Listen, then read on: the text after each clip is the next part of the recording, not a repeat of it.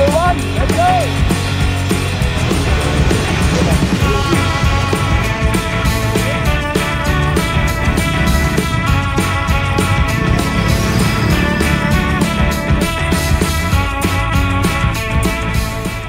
Uy, boss, huwag mo sakyan, boss, kasi bayad na yan eh. Ha? Bayad na yan. Bawal sakyan. Ay, sa'yo pala. Sa'yo pala. Guys, dito kami ngayon sa Ducati, number 1. Kuhain natin yung aking biniling big bike. Ang Desert X. Yan. By Ducati. Ganda, diba? So, ito yung napili ko kasi ano din na yung isang motor ko kasi pang touring. So, nasanay na ako sa touring na bike. Ito kasi pang touring eh. Pwede pang enduro to. Enduro? Enduro, pwede pang long ride. So, ano ito eh. Saka magaang. Kaya nagustuhan ko itong magaang. Ayan o, magaang siya. Bagay, diba? Guys. Kaya ito yung napili ko dito sa Ducati. Desert X. Ducati number 1. Ganda nito. Oh. Ganda. Ay, bayad na pala yan. Ganda. May-ari nito. Bayad na, oh. Ayun o, parang sold na. Ay, sold na. Bibiling ko sana. Bibiling ko sana. Sold na pala. Ang pangalan mo na. Crazy. Ayun, oh. Yun. My dream bike. Ducati number 1. Ayan, oh. Ganda. Desert X. Desert X. Ay, parang sold na rin to. Maganda rin to ah. Trip mo to? Parang ano ah. Oh. Hindi na, sold na rin. Sold na? Ay, naka-sold. Smart Anthony English. Ayun lang. Uy, sold na rin. Wala na, di na magbenta to. Sold na. Ganda. Let's go. Boss, good morning. May question lang. Ano yung specification ni Desert X? Okay. Ang specification ni Desert X, 937cc to be exact. L-twin engine. So, naka 21-inch rings ang harap natin ng spoke wheels. Then, 17-inch wheels sa likod. So, pang off-road talaga. Tapos sir, ang stock tire niya is Pirelli na Scorpion. Yes, yan Maling. ang kanyang stock tires. So, Navi tires na siya. So, more of off-road use. So, talaga makapakinabangan ni Jerwin. Yes. Yan naman mag-off-road. Pero pag Pwede naman. Pero syempre, merong specific tires for specific use. Pero ito, yes. Mas may enjoy to pag off-road. Yes. Pero pwede mo rin pangkalyo to. Oo, kasi basic question ng mga nagbabalak mag-adventure bike. Adventure to, enduro adventure to, di ba? Yes. Then, may mga modes ba siya? May riding modes siya na iba't Ito, pakita natin. yan, yung iba't ibang riding modes. Riding modes. Ayan, yan yung opening ceremony ng Desert X natin. So ngayon, naka-touring mode siya. So yung normal na merong RPM, speedometer, then yung gear indicator mo, then fuel gauge, oras, temperature nandito sa baba, total number of kilometers, then range nung gasoline mo. Yan na to tag dito yung NS drive na. Test ride na to, kaya meron tong 9 kilometers na, then temperature to ng air, yung surroundings. Ito yung engine temp mo. Okay. So yan, ililipat ko siya ngayon. Uy, Ililipat ko yung riding mode. So lahat ng boss, ng access nandito na sa mga nandito buttons nandito sa buttons dito. So ngayon, since naka-touring mode tayo, lilipat ko siya, long press, the mode, long press. Then pwede mo lipat sa sport. Yan, lagyan natin sa sport. So makikita mo nag-iba yung kulay nung panel, yung gauge. Yes. Naging red. Medyo yung 100% power ng engine. Pang mabilisan. Then nag-iiba-iba rin yung nito sir. Nag-iiba-iba rin yung values ng mga wheelie control, traction control, ABS, then engine brake control. So ngayon iibahin ko siya. Lalagay ko ngayon siya sa urban. So sir, kung sa kalsada lang natin siya gagamitin, ano yung masasuggest natin modes? Kung sa kalsada lang? Kung kalsada lang, daily use. Daily use, lagay mo urban. Sa urban. Para okay. one reason bakit urban, para hindi mabilis uminit yung engine mo. Okay. Dahil yung full power ng engine mo nasa mababa lang. Then advisable siya sa mga expressway kung urban. Kung expressway, pwede mong gamitin ng urban, pero pwede mo rin gamitin ng touring, sport, touring and sport. Yan, pwede yan. Eh kung sakali naman boss na mag-camp hayato sila or mag off-road. Off-road. So, pwede nating gawin yan dito. Yan, Enduro. enduro. Pwede ba yun sir, habang umaandar ako yung ship ko? Pwede. Bawa ako pag mga Ngayon, pag umaandar ka, naka-urban, tapos pa-expressway ako, pwede ko i-ship dito. pwede. Pero ang pwede mong gawin yung usual na paglipat. Pero para to activate dun sa gusto mong riding mode, ipapa-close lang sa'yo yung throttle. Hindi ko Okay. Hindi mo siya Kunyari, bibigyan ng tumatakbo ka. gas. Tumatakbo ka, 60 kilometers. Papasok na ako sa traffic. Bitaw dito. Tuturing ko na siya.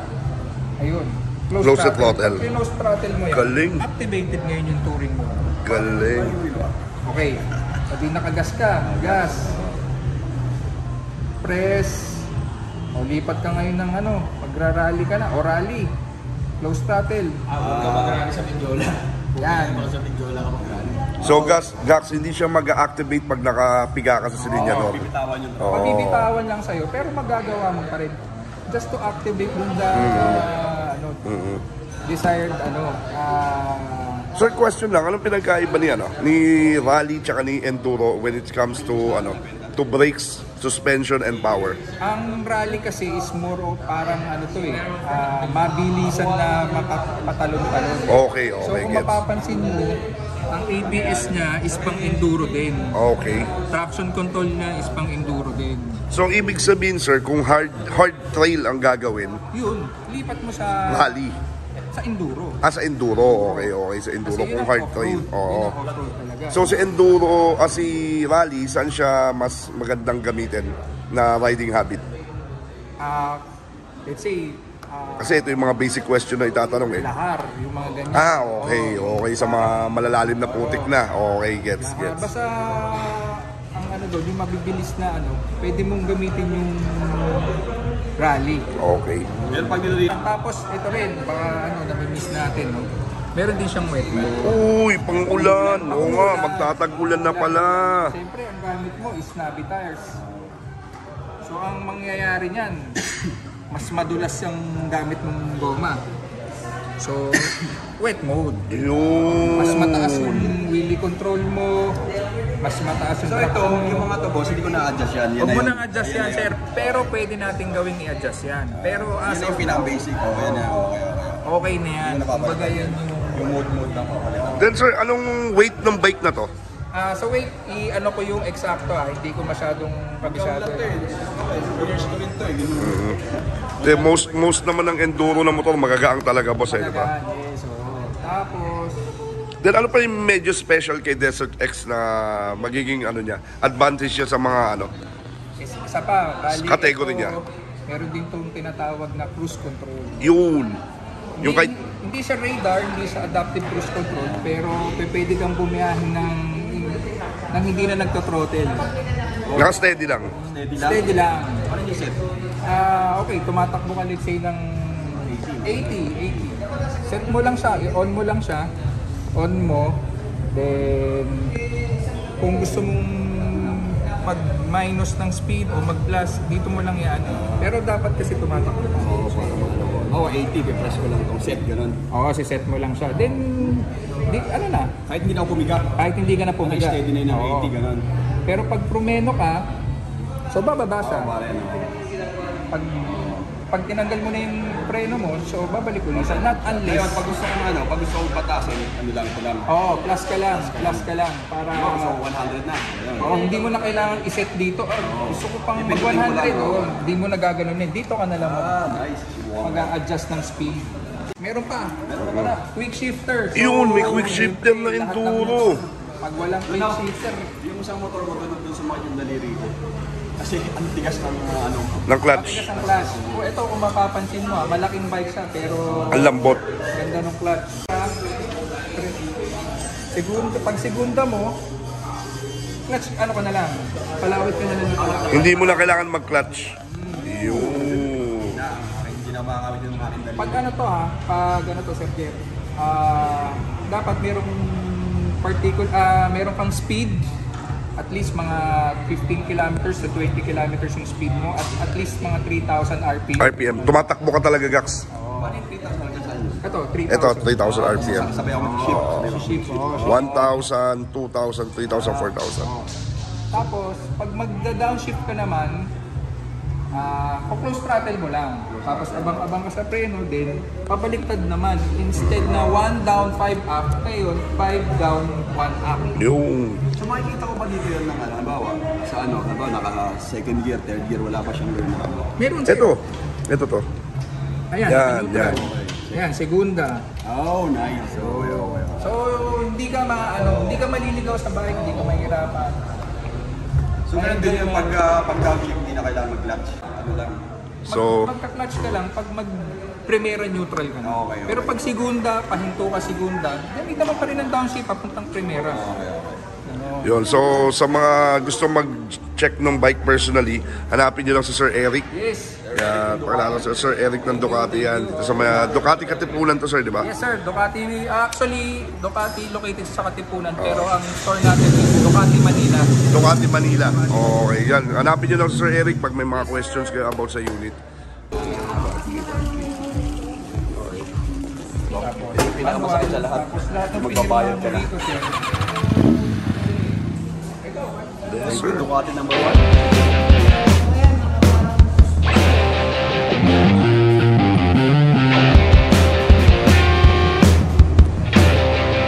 Grabe yung mga owners, o brand new owners.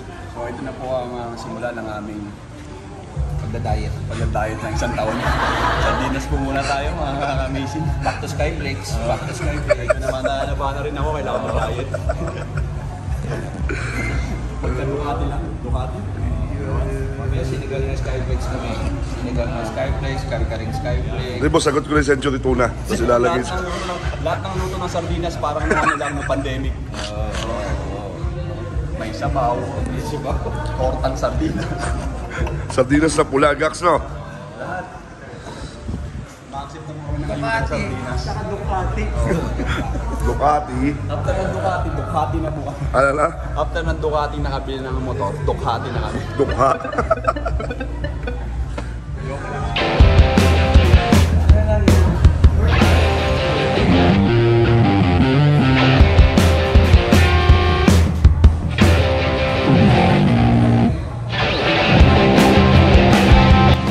Dahan-dahan lang po palabas. Magasgasan. Pakiingatan lang. Hindi pa bayad. Stop. Joke lang. Pakiingatan lang po.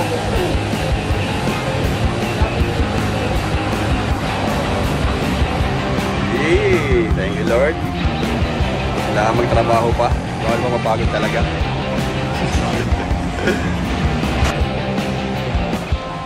Pakaingatan din to dahil yung may-ari maselan. Ayan.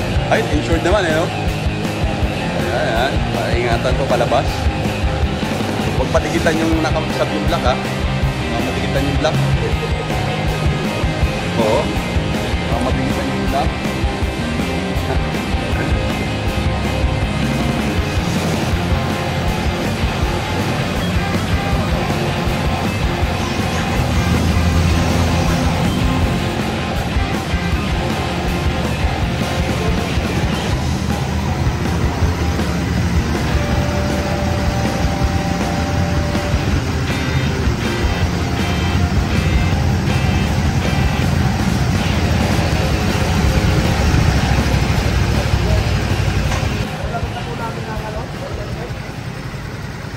Ano ba ramdam? Ducati number 1! Let's go!